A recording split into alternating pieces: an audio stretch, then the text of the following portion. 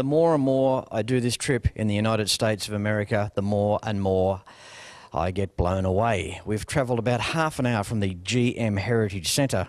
How awesome was that? We've come to this old building. I don't know if you've worked out already what it is, but this, would you believe, used to be the very first production factory for Ford. Yes, the famous Model T Fords used to roll out of this very factory. This factory here was in use by Ford through until 1911, and then Studebaker bought the factory off Henry Ford. We have a look through here. It is still in its original state. You just can't get any more genuine than this. In front of me over there is the office block, and I'll show you where Henry Ford himself used to sit. There's a little bit of a building restoration happening at the moment, but this corner here is where the great man sat. This here was the office of Henry Ford. These windows here would have been right beside his desk, and I wouldn't mind $10 for every time Mr. Ford looked out of those windows.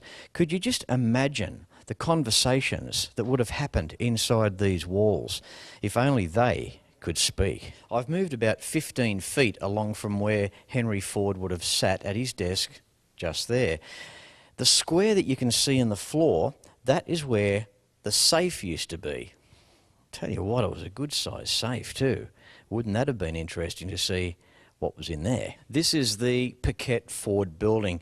Absolutely amazing, and it's just so nice to know that it's still standing. Behind me, opposite Mr. Ford, where he used to sit, is where other executives at Ford used to sit. Would you believe in this narrow room here, just 20 feet long by 9 feet wide, through this very door was actually the drawing room.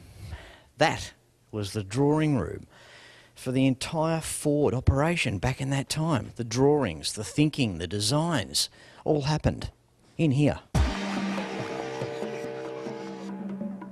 Stick around, because after the break there's going to be more of the Piquette plant and how the Model T helped to revolutionise transport forever. Welcome back. Of course, thanks to my major sponsors. Check them out, classicrestos.com.au. How awesome is this? The Piquette plant, the very first building where Henry Ford was responsible for rolling out the Model Ts. Pat, welcome to the show. I'm just amazed that I'm here and you're here too. We are standing. Now, tell us where we're standing. What would have been happening here at the turn of the century? In 1904, when this building was constructed, this was the chassis room. This is where all of the important stuff happened. The men would literally have their own little workbenches on the sides of the building, and starting from a frame up, create a car. This sounds easy, but you're working a 10-hour day, 6 days a week, and maybe only 3 holidays. And it depended on what job you were doing as to what your pay scale was. So you didn't get paid because you were cute. You got paid because you were doing your job, and you could make it better. Ford was great in the aspect that he didn't care how many degrees you had. Could you do the job?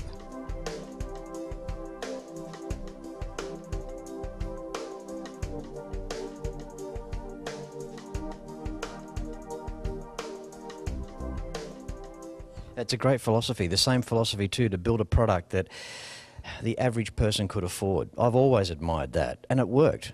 Very much so. Now, we're looking at a photo at the moment where in the car park now, where the cars are parked, that was the test track. Now, every Model T was tested. I got that right, Pat? Yes, every single car, not just the Model Ts, every car. So if it was a C, B, F, K, N, R, S, or T, it got tested.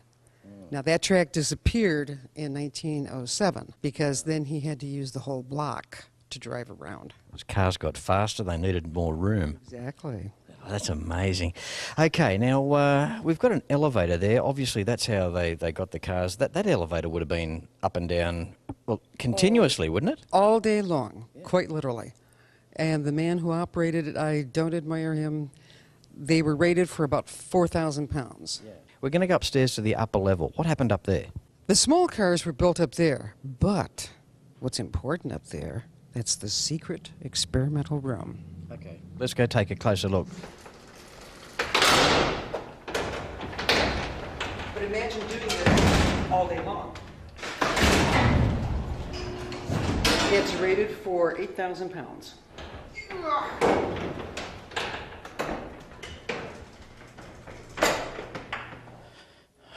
Oh, this is amazing.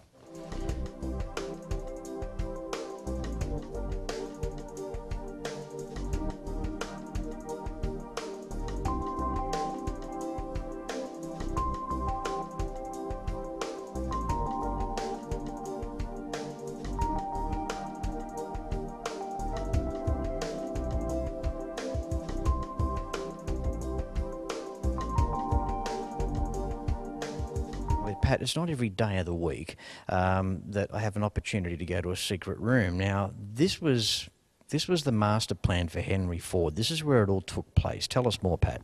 The Model T was designed and developed right here. The concept for the moving assembly line here in this very room.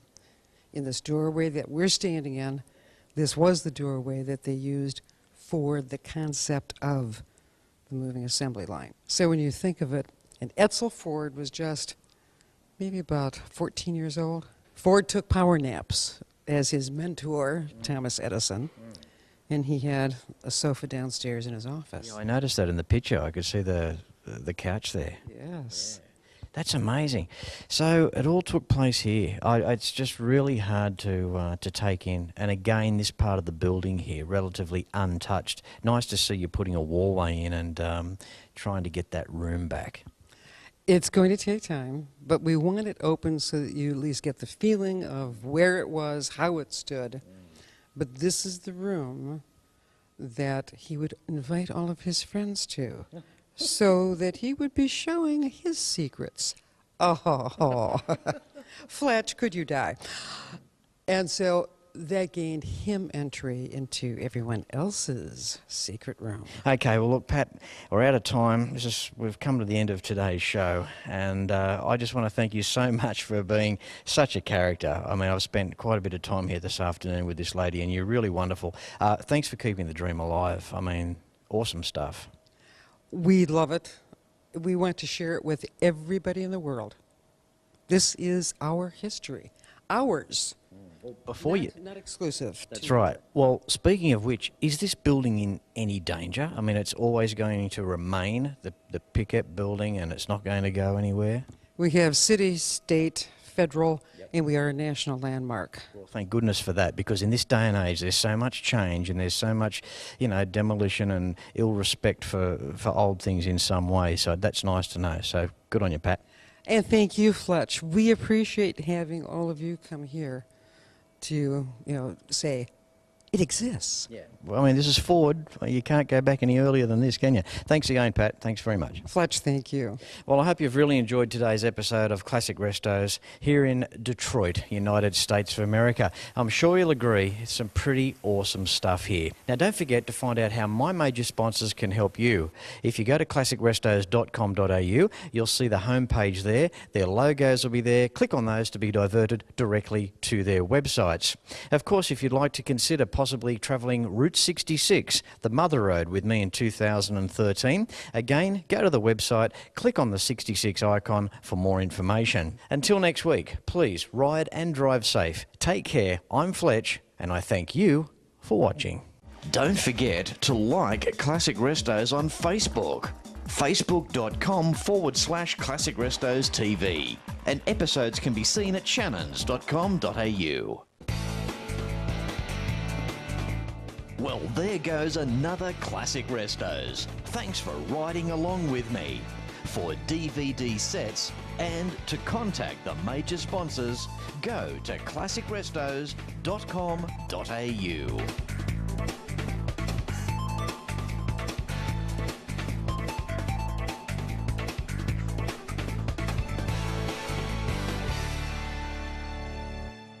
Classic Restos, proudly brought to you by Shannons Insurance and thetradingpost.com.au.